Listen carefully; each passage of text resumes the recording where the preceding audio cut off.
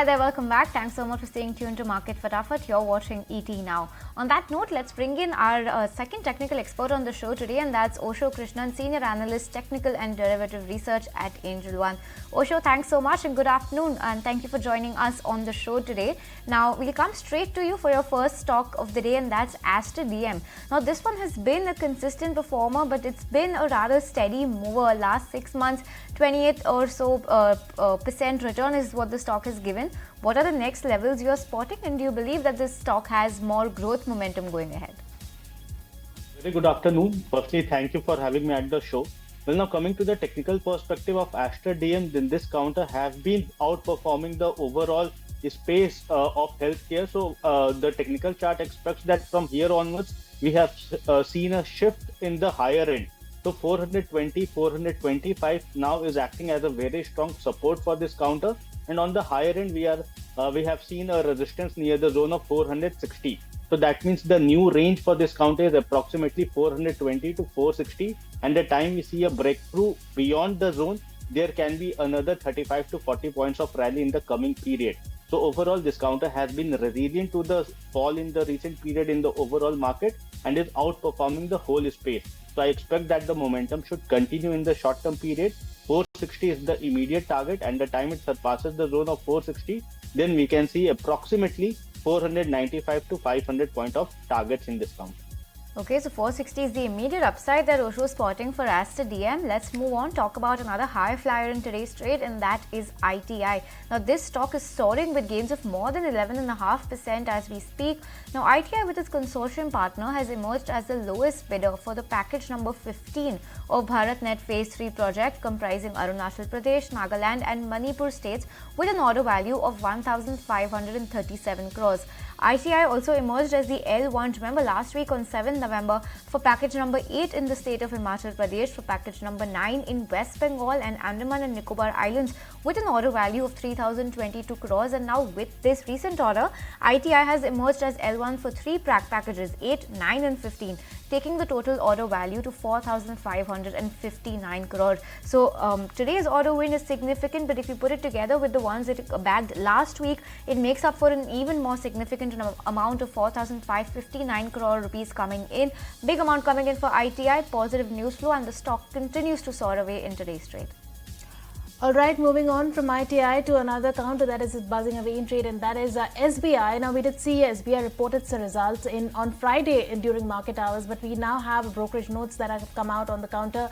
And let's look at what the brokerage notes have to say. Nomura is maintaining a buy, and they've hiked the target price to 1,050 rupees per share. They feel that the sector is leading growth and the healthy deposit growth. The asset quality performance remains robust. The cost to income is at its lowest level since FY18, and the current valuation with core bank at 1.1x of FY26 price to book looks very attractive. SBI remains the top pick from the sector. So that's the word coming in from Nomura. But Jefferies is also maintaining a buy, and they have also hiked the target price to 1,030 rupees per share. They see stability in retail asset quality that lends comfort. Also, the healthy loan growth, the deposit growth can improve, they feel, and the operating results aided by the treasury gains and the write back of the staff cost provisions is likely to take place. The capital market related subsidiaries have fared pretty well, and on the back of that, they are maintaining their buy. CLSA is also maintaining an outperform with the target price of 1,075 rupees. They feel the loan growth remains healthy, but the deposit growth is lagging on a year-on-year basis. The marginal decline in NIMs is there, but the asset quality remains intact for the bank. And on the back of that, CLSA is also maintaining an outperform on SBI, and on the back of that, SBI is in focus today. Okay, so SBI in focus on the back of some brokerage notes coming in, but let's just get you some numbers that are flashing on the bottom of your screen. It's the AMFI data that has trickled in for the month of October. You have mutual fund industry October net inflows that have come in at 2.4 lakh crores compared to outflows that we actually saw in the month of September that came in at 71,114 crores. So that's a reversal actually being seen on that front. If you take a look at some more numbers, the mutual fund industry AUM has come in at 67.26 lakh crore rupees compared to 67.1 lakh crore just on a month-on-month basis. So that's also a slight bit of an uptick coming there. We'll be taking you through more numbers when it comes to Amphi data. But let's keep it going with SBI, because SBI is on track to reach 1 lakh crore in operating profit this year. That's the word coming in from the chairman of India's largest bank. In an exclusive conversation, CS Shetty also spoke on credit growth expectations for the current fiscal. Listen into this conversation he had with my colleague Ankur Mishra.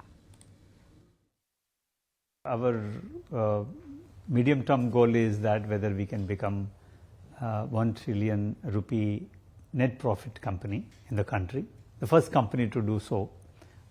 We are aspirational about that. Operating profit is run rate indicates that we should be able to reach that operating profit level of 1 trillion rupees this year.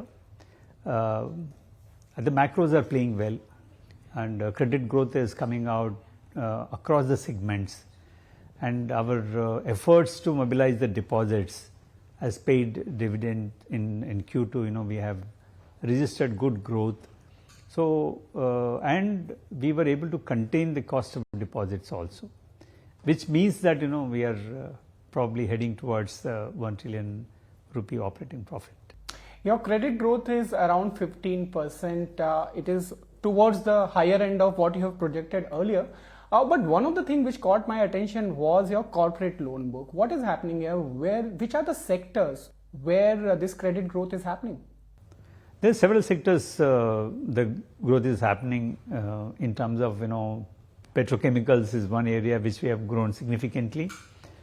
We have also grown in the road sector. The road sector has been a mainstay of infra financing. Some of the road sectors are essentially the new roads which are coming in, as well as the completed road projects moving into the InvIT. At the InvIT level financing also we have done significantly higher, which is basically a cash flow based lending, takeout financing for the project financing.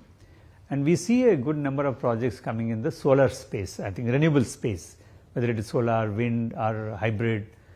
We are witnessing a good growth in that area also. So if you talk about guidance, that is intact at 14 to 16%, more towards 16% than 14? 14, 16%, somewhere in the median. I think 15% seems to be more reasonable estimate as our base increases. We have now currently 39 lakh crores at that, and 15% growth rate on the domestic book seems to be a feasible option. Right, and also deposits have grown over 9%. What are you aiming here? Do you think that with this kind of base, a double-digit growth is possible this year? Double-digit growth is something what we are aiming for. While we already have achieved double-digit growth in the term deposits, which are almost 25 to 26 lakh crores. On that basis, we are able to grow at double-digit. 12% is growth rate what we have achieved in the retail term deposit. All right, that's the management for SBI post its Q2 results. Healthy set of numbers coming in for SBI. But moving on then to another counter that is up almost 6% in trade. The Biocon, Ria, tell us what's the news flow. Yes, absolutely. So Biocon is in focus today after the US FDA has classified Biocon's park site in Bangalore as a voluntary action indicated, and commenting on this, Motilal Oswal has said that the approvals for these sites were stuck for more than 15 months, and the US FDA outcome now provides visibility for 3 major products, out of which liraglutide will see an opportunity boost. For the other 2 products as well, the competition has intensified in the US markets, but there is still a significant opportunity boost available for these 2 products as well. Now, with the compliance in place for Biocon Park, they expect the product approvals or the launches to boost the company's growth outlook over the next 2 to 3 years. And liraglutide can also be a very interesting opportunity in the GLP-1 space, subject to the timely ANDA approvals. And the innovator annual sales for this product are $300 million US. So on the back of this, Motilal has maintained a neutral rating on the stock with a target price of rupees 300. And reacting to this positive news flow, Biocon is up almost 9% in trade right now. All right, moving on to the next counter that is in focus today, that is Zomato. Now, the news coming on Zomato is that Zomato has introduced a new feature called Food Rescue. Now, Food Rescue aims to reduce food wastage and make the right use of the cancelled food order. Now, cancel orders will now pop up for nearby customers at much discounted price, and the cancelled food items will be delivered to the customers with the untampered packaging. Now, cancel orders will pop up on the app for customers within 3 kilometers radius of the delivery partner, and Zomato will not keep any proceeds of this, and of course the amount paid by the new customer will be shared with the original customer and with the restaurant partner. And also Zomato's clarification has come on the ET story of the CCI probe with Zomato and Swiggy breaching the antitrust laws. They feel that they will continue to work closely with the commission to explain why all the practices are in compliance with the Competition Act, and that they do not have any adverse effect on competition in India. So on the back of those news flows, Zomato is in focus today, up and away trading with gains of almost 3%. Okay, it's a positive news flow coming in for Zomato as well. That stock holding up pretty smartly. But on that note, it's time for a quick breather on this edition of Market Fatafat. We'll bring you more buzzers in today's trade on the other side of this short break.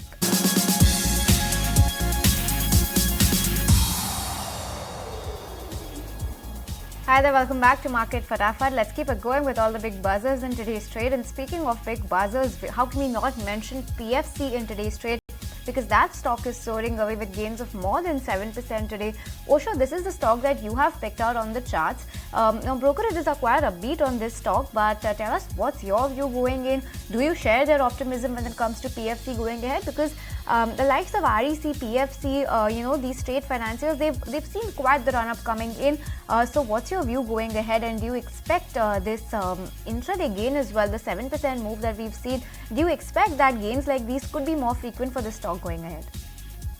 See, overall, there has been a decent correction in the counter, both PFC and REC, both the counters, but specifically for PFC, we have seen a correction from the zone of nearly 560 towards the zone of 470, 460 odd levels, which is the 200-day simple moving average on the daily time frame. And with the recent setup, it was having a very strong consolidation near the same 200-day SMA. And with today's setup, the counter have seen a kind of a reversal on the technical parameters. So all the oversold territory, all the parameters which were in the oversold territory have seen a very strong reversal in the counter. And I'm expecting that from here onwards, there can be a decent up move in the coming period for PFC. The first target is near about the zone of 500, being a psychological mark, but the time it surpasses the zone of 500, then we can see a gradual move towards the zone of 560 from short to medium term time frame. All right, moving on from PFC to Trent, a brokerage note coming out on Trent, a positive brokerage note rather. Tell us what is the brokerage notes area? So Goldman Sachs has come out with a brokerage note on Trent, initiating a buy rating on the stock with a target price of rupees 8,000, which indicates a 27% upside. Now they say that Zudio is a multi-year market share gain story with a low competitive risk, and they've also said that there has been a recent moderation due to the urban slowdown, but they do expect a recovery going forward. They have also said that Zudio's market share is still small compared to the global leaders, but they expect Zudio to grow at a 28% CAGR over FY24 to 35 to reach rupees 1 trillion in sales. Now they've also said that Westside is going to continue to deliver steady low double-digit sales growth, and they've also mentioned that sustainable margins of Trent's fashion and lifestyle business could be higher as Zudio stores mature. And lastly, they've also mentioned that Star Bazaar may have long-term potential, but it will not see Zudio-like store growth and will likely face stiff competition from quick commerce players. But overall, a bullish note coming in from Goldman Sachs, and the stock is now up around 3 to 4% reacting to this note. Okay, so that's the word coming in on Trent. Osho, you've picked out Kim's Hospitals. Now, tell us, what's the outlook when it comes to this stock? The hospital space has been quite in focus for the last couple of weeks, in fact. So tell us, what's your outlook when it comes to Kim's Hospitals? See, overall, the trend for Kim's was positive, was very positive. It was hovering above all the exponential moving average in the short-term period. But today, we have seen a breakout in this counter, although it has far down all the gains from the intraday highs and has came back towards the support zone. But I'm still expecting that the zone of 565 to 70 should be acting as a very strong support for this counter, because from these zones we have seen a fresh breakout in Kim's. So I'm expecting that 565.70 should be now acting as a very strong support, while on the higher end approximately 35 to 40 points of upside movement can be seen. So 600 being the first target for short-term period, but the time it surpasses the zone of 600, then again we can see a near about 625 to 30 kind of zone or levels in the very short-term period.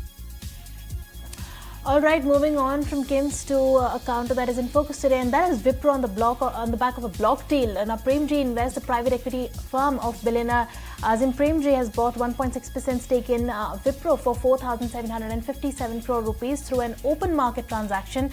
Now, Premji Invest, through its arm Prasim Trading and Investment Company, has acquired the shares of Vipro through a block deal on the National Stock Exchange, and it's happened on the 8th of November post-market hours. As per the data, the Prasim Trading Investment Company has purchased 8.4 crore shares, which is amounting to 1.6% stake in Vipro. Now, the shares were picked up at an average price of 5,560 rupees a piece, taking the transaction value to 4,757 crore rupees. So on the back of this block deal, Vipro is trading with gains of, it has given up those morning gains actually, is now currently trading with gains of 0.7%. Okay, so that's Wipro for you, and the reason why the stock is, in the green at least. But Osho, coming back to you, you've picked out REC as well for our viewers. Now, when you compare PFC and REC, the stock move has largely been in tandem with each other. Would your views also be similar to PFC for REC as well?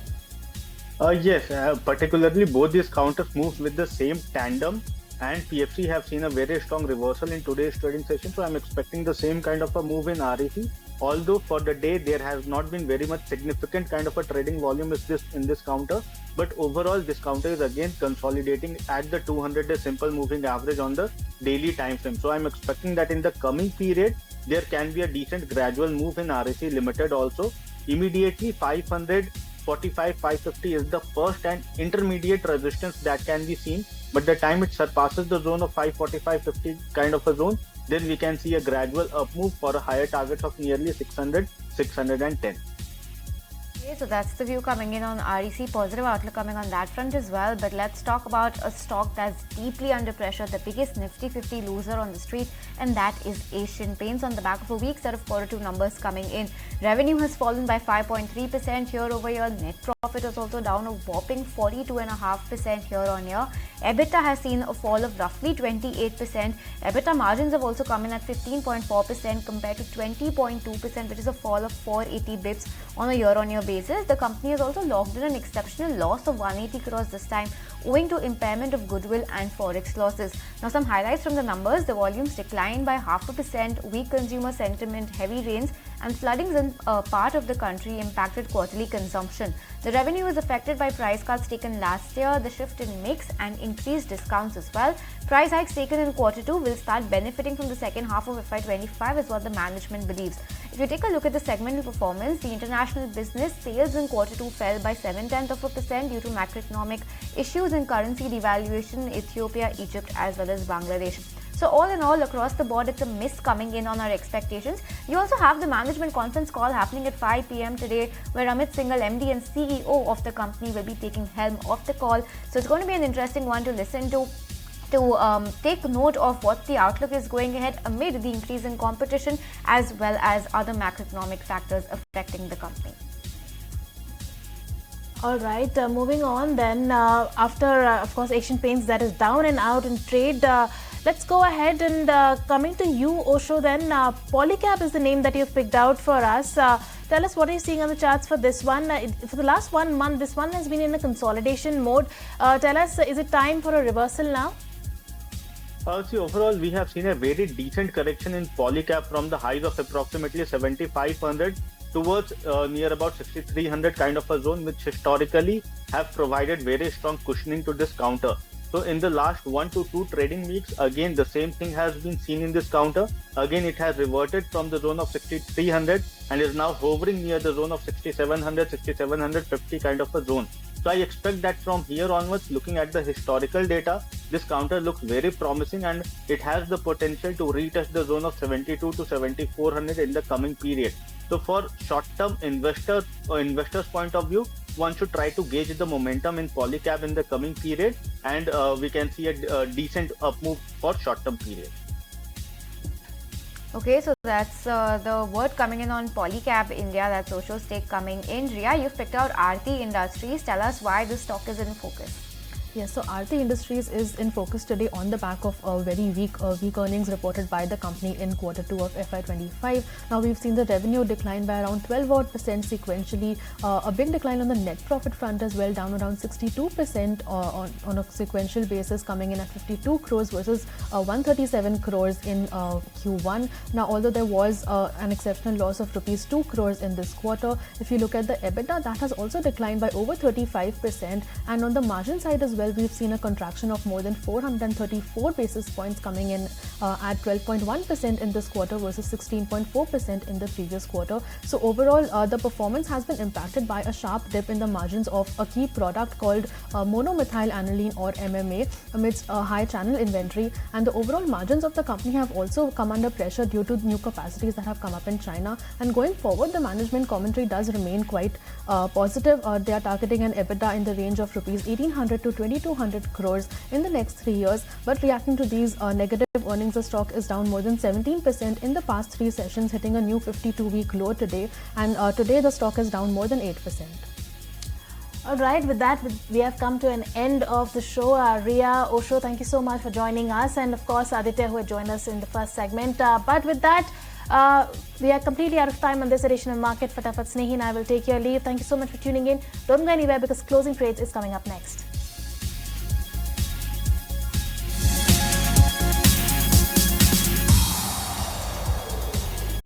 If you like this video, then like, share and subscribe to ET Now.